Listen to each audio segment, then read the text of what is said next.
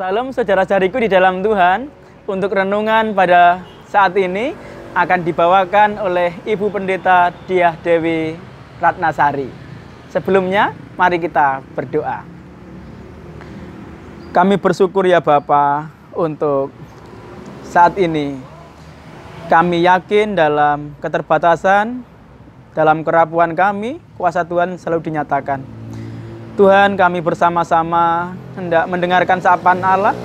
Kiranya Tuhan senantiasa menuntun kami, menambahkan hikmat kepada kami. Terima kasih ya Tuhan. Kami berdoa dalam nama Tuhan Yesus Kristus, Tuhan dan Juru Selamat kami yang kekal. Amin. Selamat menikmati renungan hari ini. Shalom. Bagaimana kabarnya? Semoga kita semua selalu berlimpah syukur dan sukacita. Apapun musim kehidupan yang sedang kita alami dan jalani. Tak terasa, tahun 2021 menjadi tahun kedua dalam kita menghayati dan juga merayakan Natal di tengah situasi pandemi. Oleh karena itu, saat ini saya akan mengajak kita semua untuk merefleksikan kondisi ini melalui sebuah tema menghayati Tuhan dalam kerapuhan.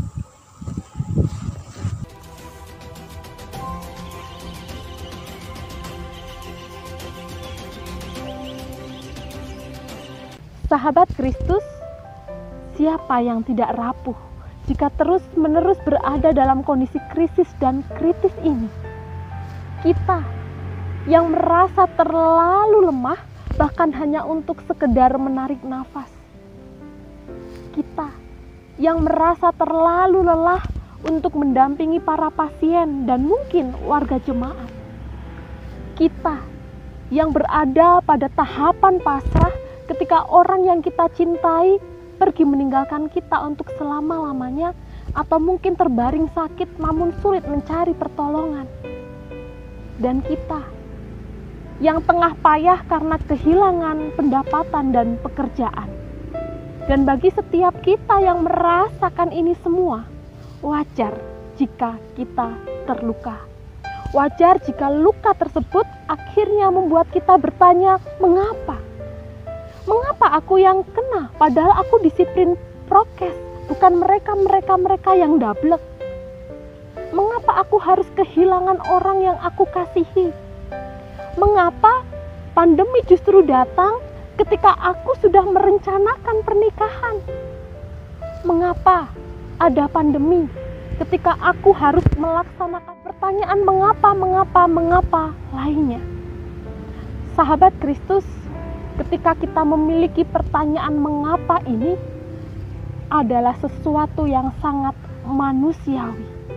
Jangan pernah merasa bahwa ketika kita sedang memiliki pertanyaan mengapa ini, kita berasumsi bahwa iman kita lemah. Bahkan mengkaitkannya dengan semua ini akibat dari dosa. Tidak, bukan seperti itu. Saat ini saya akan mengajak kita semua untuk belajar dari salah satu tokoh termasyhur di dalam Perjanjian Lama, yaitu Ayub. Sejatinya, tokoh sebesar Ayub pun pernah memiliki pertanyaan yang sama ketika ia berada dalam kondisi krisis dan kritisnya. Ayub bertanya kepada Tuhan. Ayub menggugat Tuhan. Mengapa aku tidak mati waktu aku lahir? Mengapa pangkuan menerima aku? Mengapa aku tidak seperti anak yang gugur? Dan mengapa terang diberikan kepada orang yang bersusah-susah? Ketika Ayub berkeluh kesah dengan bertanya mengapa, para sahabatnya datang dan mencoba menjawab pertanyaan mengapa itu dengan menyajikan teologi klasik tentang penderitaan. Bahwa derita Ayub adalah akibat dari dosa. Demikianlah sahabat Ayub menuduhnya. Tetapi Ayub berusaha membela diri dengan menyatakan bahwa ia tidak bersalah. Lalu Tuhan urun rembuk dalam bagian epilog. Tuhan menjawab Ayub, "Di manakah engkau ketika aku meletakkan dasar bumi? Siapa yang telah menetapkan ukurannya? Siapa yang telah membendung laut dengan pintu?" Pertanyaan-pertanyaan dari Tuhan ini membawa kerapuhan Ayub kepada kesadaran spiritualitas tertingginya. Lalu Ayub berkata, "Aku tahu bahwa Engkau sanggup melakukan segala sesuatu dan tidak ada rencanamu yang gagal.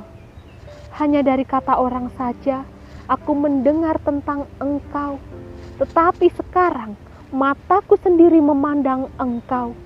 Oleh sebab itu, aku mencabut perkataanku dan dengan menyesal, aku duduk dalam debu dan abu."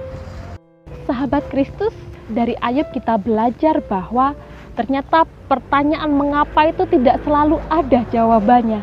Bahkan sampai akhir kisah pun Ayub tidak pernah tahu mengapa ia harus berada dalam kondisi krisis dan kritisnya. Dan ingat bahwa kemahakuasaan Tuhan memang tidak terjangkau oleh pikiran manusia. Tetapi justru ketika Ayub mengakui kerapuhannya lah, Ayub mampu memandang Tuhan, bukan dari apa kata orang.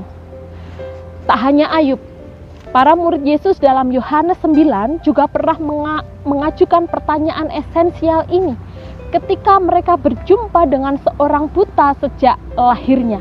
Mereka bertanya kepada sang guru, "Rabi, siapakah yang berbuat dosa? Orang ini sendiri atau orang tuanya?" Lagi-lagi kita berjumpa dengan pertanyaan tentang derita sebagai upah dosa. Lalu Tuhan Yesus menjawab, "Bukan dia dan bukan orang tuanya." Jawaban Yesus ini mencerminkan bahwa Yesus tidak terfokus pada penyebabnya dan tidak terfokus pada mengapanya. Tapi Yesus terfokus pada tujuannya. Tujuannya adalah agar pekerjaan-pekerjaan Allah dinyatakan di dalam Dia. Sekali lagi sahabat Kristus, jawaban dari pertanyaan mengapa ternyata tidak selalu tersedia. Lalu apakah ketika kita tidak dapat menemukan jawaban dari mengapa, lalu sia-siakah iman kita? Tentu tidak. Dan bukankah inilah sejatinya iman? Iman tidak hanya membuat kita merasa aman dan nyaman, tetapi iman juga membuat kita terbuka pada ketidakamanan sekalipun. Karena iman tidak hanya berarti kepastian, namun iman juga berarti keberanian berjalan dengan berbagai kemungkinan. Akhirnya, mari kita lanjutkan karya kita dalam merawat kehidupan dengan beriman bahwa dalam berbagai kemungkinan yang tak aman, Tuhan Yesus tak pernah meninggalkan. Amin. Tuhan Yesus memberkati. Selamat berkarya untuk hari ini. Terima kasih untuk Ibu Pendeta Diah Dewi Ratnasari. Kekasih Tuhan, dalam kerapuhan kita percayalah kuasa Tuhan dinyatakan. Terimalah berkat Tuhan. Kasih karunia dan damai sejahtera dari Allah Bapa dan dari Tuhan Yesus Kristus dalam persekutuan Roh Kudus menyertai saudara-saudara sekalian kini dan selama-lamanya. Amin.